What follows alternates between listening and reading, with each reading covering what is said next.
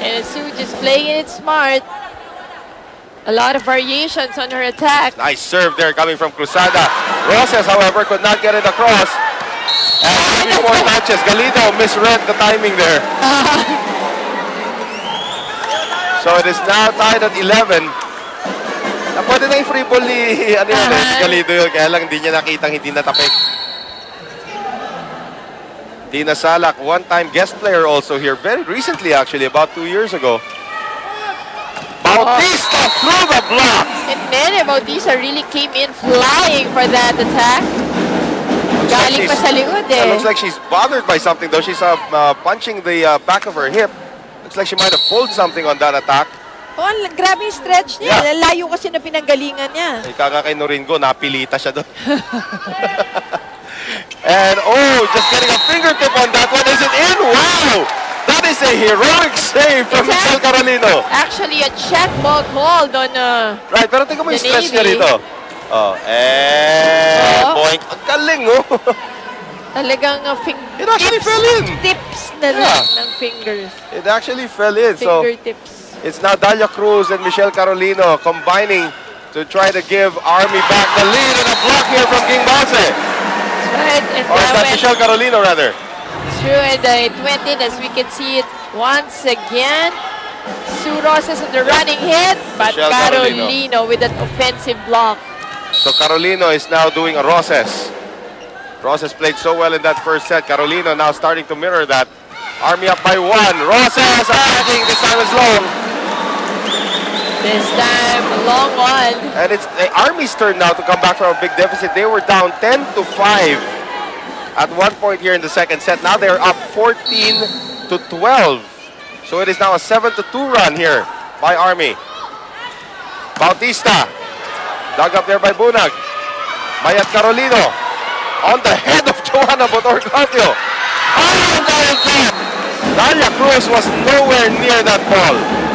Bunag tried to save it. 9-2 run right now. 9-3 run rather. So it's a very close second set once again. We're talking about veteran volleyball players dito. Oh, nice diving save. Kept alive there by Mayat Carolino.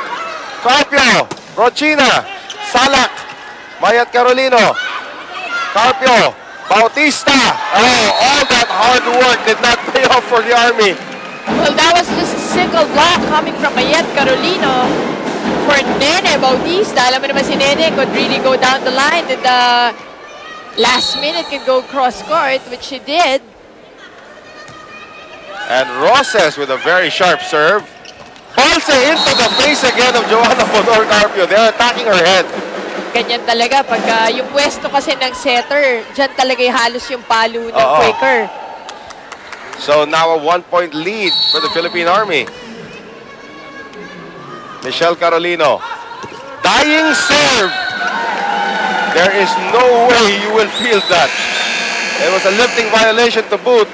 So now it is a 2-point lead for Army, 16-14. Stay with us. We'll be right back. All right, folks, like us on Facebook, facebook.com/ShakeKeysVLeague, and keep in touch with everything that's happening in the league we all love. And it is now time for our Shake Keys Face of the Day, and we have found her. It's Princess Catherine L. Simpelo. She's 19 years old from Taytay, Rizal. Malapit lang kay Lamos ito. At she gets to take home a pizza. Buti pa siya. Maya-maya, darating yung pizza natin. Kapit-bahay ko lang pala. Ikaw pwede mag-share. Siya taga-Taytay, ako taga-Antipolo. Lahat tayo taga-Region 4. Huling-huli ka sa...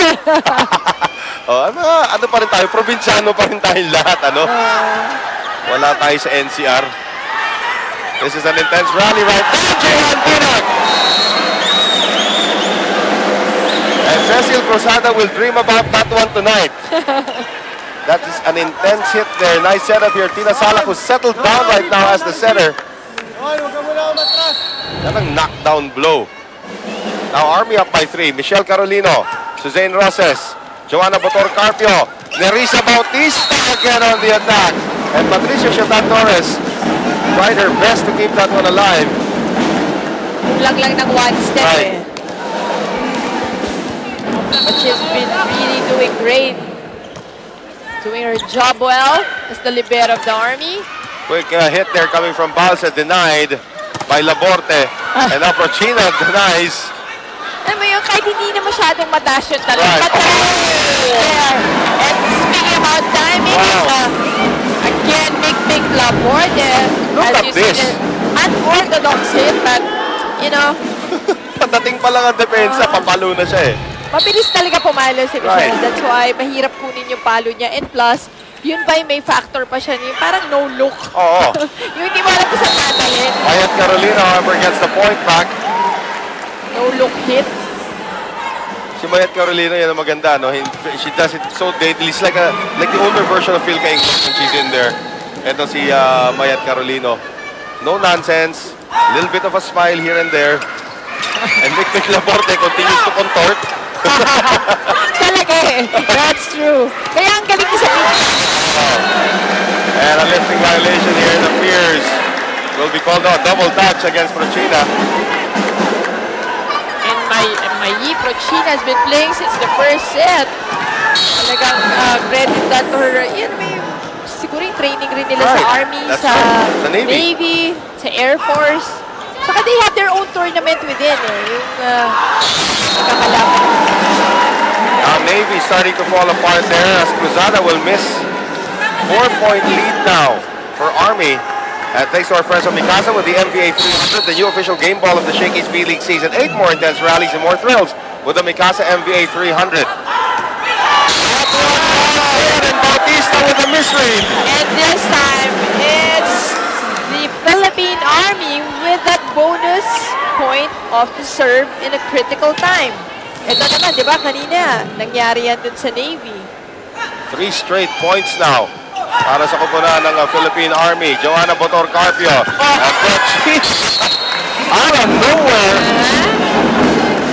We'll say, remember this one, Michelle? That's right. Nakita mo yung bigat ng palo mo. Ibang klase. That is a hammer shot. Sila yan magkakasama sila Nene Ibanez and Mayi Molit China. King Balsa will get the point back. So in the end game, 3 points away from time. Itong Philippine Army, they're up by 5. And Balsa hasn't even been, you know, yung sporadic pa yung puntos dito ni Balsa. It's been all Michelle Carolino, Mayat Carolino, and Dalia Cruz. And of course, great setting by Tina Salak. Carpio has to attack. Tina Salak on the back set ngayon to Dalia Cruz. Nice dig there by Galido. Here's Cruzada. And a big drop in for Cecil Cruzada. Not enough coverage on the side of the Army on that last play. And now Mick Laborte trying to rally the troops back. We can actually use the word troops already here.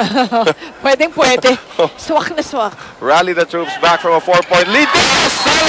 And this is what you get from Tina Salak. Look how tall she is, long arms. So 5'10". yeah, it makes it look so easy. Well, it's not every day that the tallest member of your first 6 is the setter. And that is Tina Salak right there. Galido, Carpio, running attack from Roses. And Roses says, ba't kayo lang nakahawak ng bola?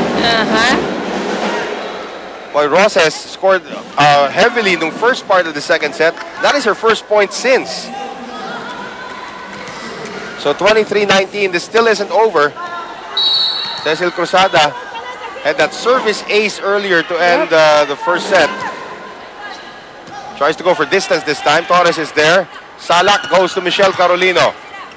Here's Carpio for Bautista off the block. And that is kept alive momentarily. It will not work. So the Navy, that's right.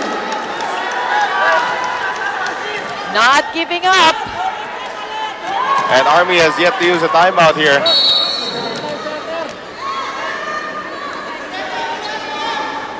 Here is the serve from Cruzada. Bunag. Salak too near the net. Casino went behind the antenna. And now a timeout here for Corporal Rico de Guzman as the lead is shrunk to just 2. 23-21. Cruzada. Her team is down by 2. Oh, nice serve again coming from Cruzada. And here is Carolino. Michelle Carolino. If Suzanne Roses was the MVP of the first set, Michelle Carolino is now shaping up to be the MVP of the second set for Army, and they are now at set point. They have 3 set points. Salak. Carpio for Roses on the delay. Roses. Carpio. Bautista turned back, and they only needed 1. The Philippine Army ties it up at 1 set apiece by coming from behind and taking set number 2, 25-21. They were down by as much as 5 points ng 10-5 pa yan, Mosi. But again, yung resilience nga nitong taga-Army is good, especially with our shake in play. The defense of the Philippine Army making its presence felt. We'll be back. Stay with us.